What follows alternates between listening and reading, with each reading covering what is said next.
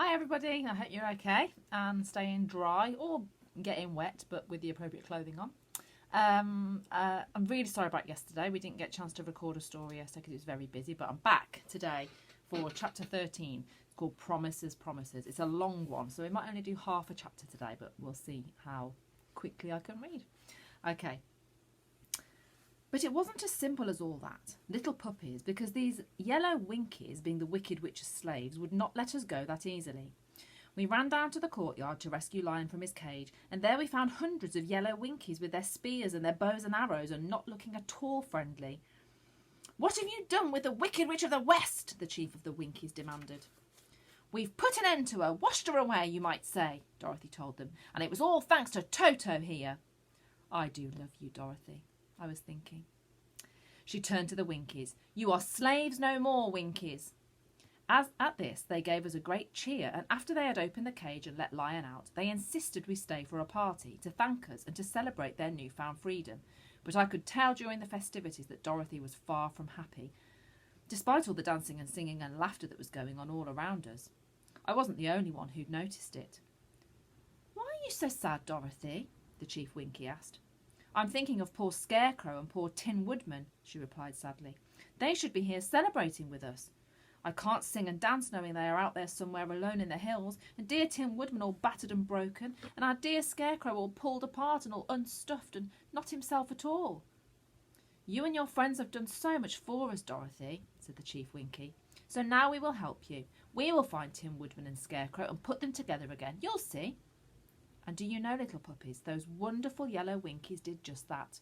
They went out looking at once, and the very next day a search party of yellow winkies discovered Tin Woodman, or what was left of him, lying all in bits, broken and battered and dented in amongst the rocks. They gathered him up and carried every last piece of him back to the castle.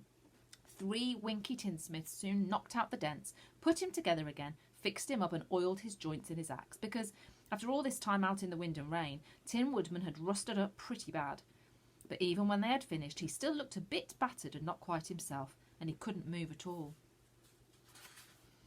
"He's still not himself," cried Dorothy. "What can we do?" The Winkies all shook their heads. "We do not know," said one of them, "but perhaps if you do a little tap dance in your magic red shoes and wish very hard, then maybe, just an idea." And so Dorothy did just that, and at once Tin Woodman opened his eyes. "Oh, I feel awfully stiff," he said, "but I think I'm fine." He waggled his arms, his legs, his head. I'm fine."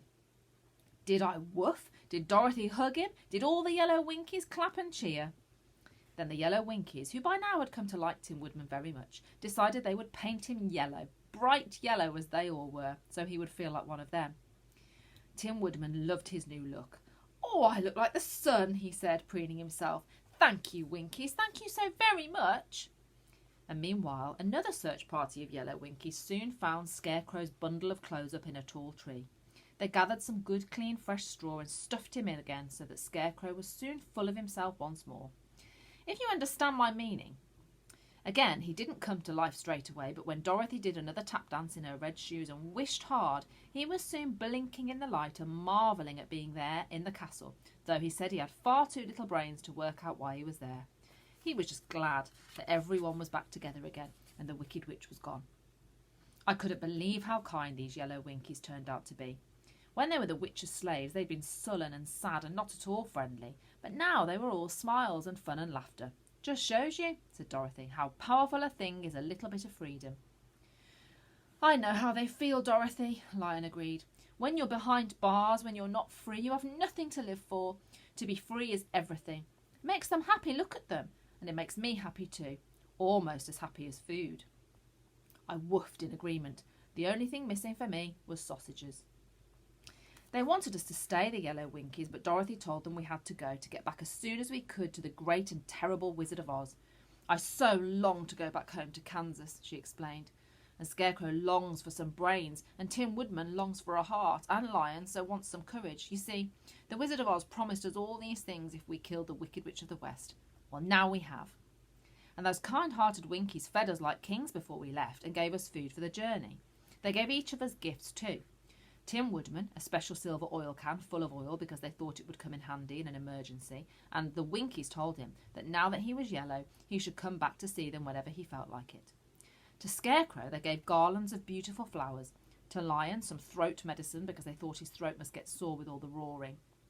And as for me, I got a yellow bouncing ball that Dorothy could throw for me to chase. To Dorothy, they gave the Wicked Witch's magic golden cap, so that ever she needed the winged monkeys, she could call on them for help 3 times. Dorothy thanked the yellow Winkies for all of us and put on her new golden cap instead of her bonnet. It suited her much better, I thought. I never much liked her in that bonnet.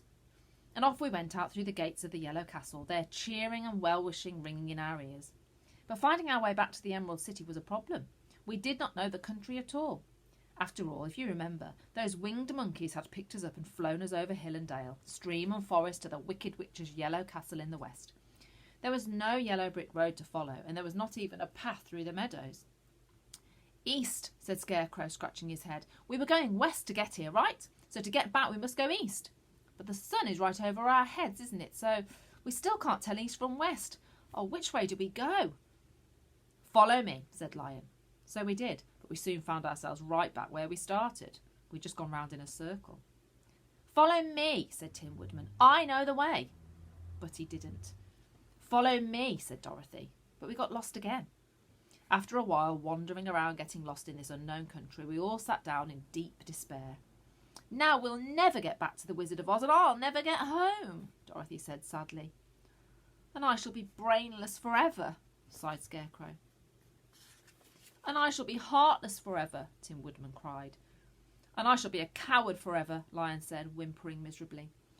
We were all tired and sad as well. I was too tired even to chase rabbits and butterflies, but a squeaking little mouse that came skittering right past me was too much of a temptation. I was up and after it in a flash. That gives me an idea, said Scarecrow, scratching his head again.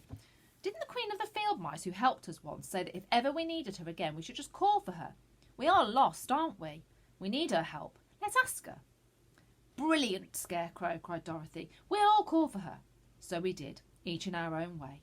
I barked, the lion roared. There was a long silence once the echoes had died away, and then we heard a squeaking and a rustling in the grass. And suddenly the little field mice were there, all round us, all over our feet and paws, and there was the Queen of the Field Mice herself, sitting at Dorothy's feet and looking up at her. You called? She squeaked. Dorothy crouched down and explained everything to her. How we were lost, how the Wicked Witch of the West was dead, and how we had to get back as quick as possible to the Emerald City to see the Great Wizard. Why are you asking me? Said the Queen of the Field Mice. You have the answer on your head, girl. That golden cap. That is the magic golden cap of the Wicked Witch of the West, isn't it? It's easy. You just say the magic words to make the winged monkeys come, and then command them to take you there, to the Emerald City. Simple. What magic words? Dorothy asked. The Queen of the Field Mice thought for a bit. I think I remember. Try Epepepekaki. Hilla holla hello, zizzy zuzzy ziik. You're the owner of the golden cap. You're wearing it. The spell will work only for you. You have to get the words just right, mind. So Dorothy tried. She tried once, twice. We all looked up in the sky for the winged monkeys and waited. There was no sign of them. No flapping of great wings. No chattering as they came. It was no good. It seemed that nothing would ever get us home to Aunt Em and Uncle Henry. Gosh, it seems like they're in trouble. Well, hopefully it'll work out in a minute. So we'll get back to that chapter again tomorrow. Enjoy the rest of your Thursday. Yeah, bye-bye.